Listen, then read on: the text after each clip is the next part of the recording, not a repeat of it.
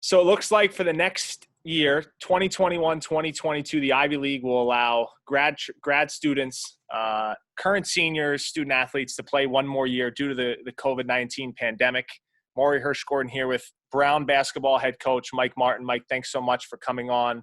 You just got off the court. You guys have just been allowed to get back in the gym and practice with guys, so I appreciate you giving us a couple minutes here.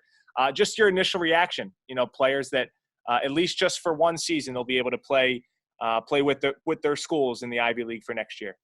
Yeah, thanks, Maury. Thanks for having me on. And let me first say it's awesome to be back on the court.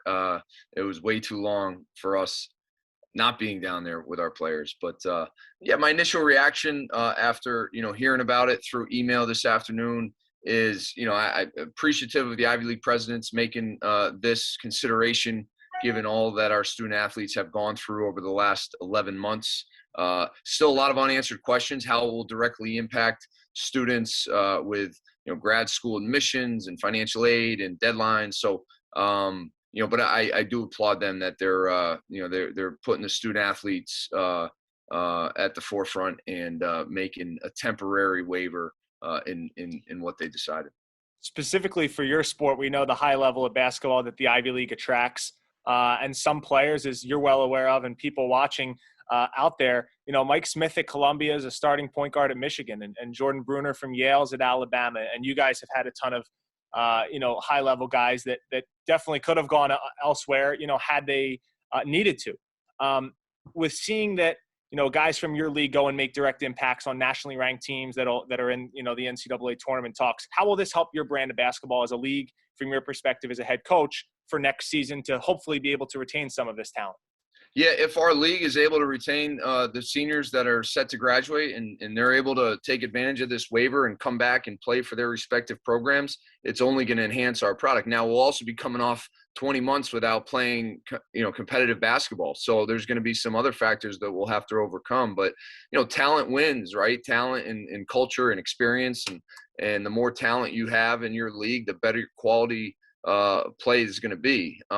Even if not a ton of seniors are able to take full advantage of this and come back because of, what have you, there's still going to be a lot of talent because the recruiting in our league continues to operate at a high level, and the coaching throughout our league is very good.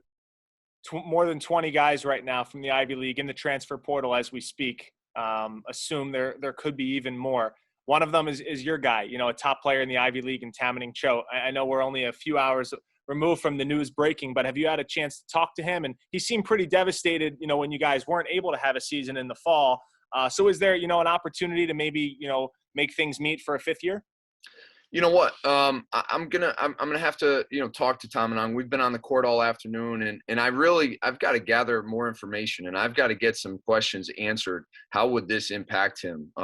What I will say is, obviously, we're grateful and appreciative for all he's done for our program.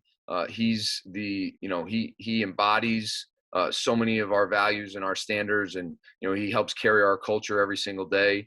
I know he was really looking forward to this season and disappointed that it was taken away, and with it the opportunity to compete for an Ivy League championship and contend for what I thought could be Ivy League Player of the Year type of season for him.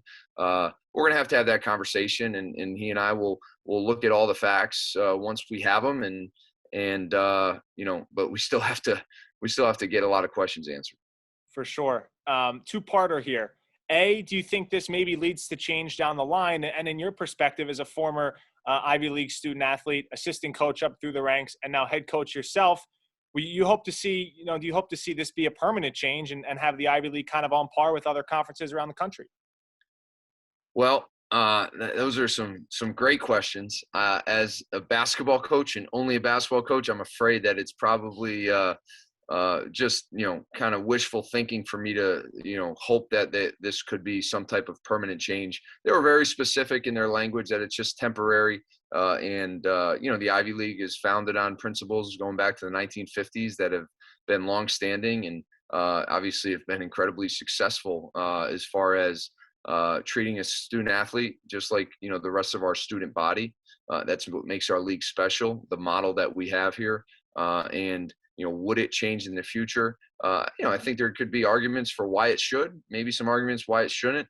and we'll leave that up to the folks who have a whole lot more experience, know-how than I do. Your focus right now has been back in the gym. I know you mentioned it off the top. Just while I have you on, for people out there listening and watching, just what's it been like to be back in the gym? You had to be a spectator for so long, and you still have to be during what is now the most exciting part of college basketball season is February and March. But just to be able to be back in there face and face with your guys. I know you said you're talking about doing individual drills and things like that. But what's it been like? What's the juice been like? And I gotta think it's better than sitting in the house. No question. I mean, and certainly the competition, the competitive vibes are still, we will miss that. We won't have the opportunity to put our program up against others. But you know what, Maury, I would make this analogy. I'm a teacher who's back in the classroom, right? It's been 11 months not being in the classroom. It's been 11 months not being with my students in person. And to have that opportunity, whether it be with one player or two student athletes, we can teach, and they have access to our facilities, and it's an awesome opportunity for us to really improve. We hang our hats on our development, within our program, and this is a great opportunity for us to develop the student athletes to prepare for next season and make the most of what this opportunity has allowed us at this point.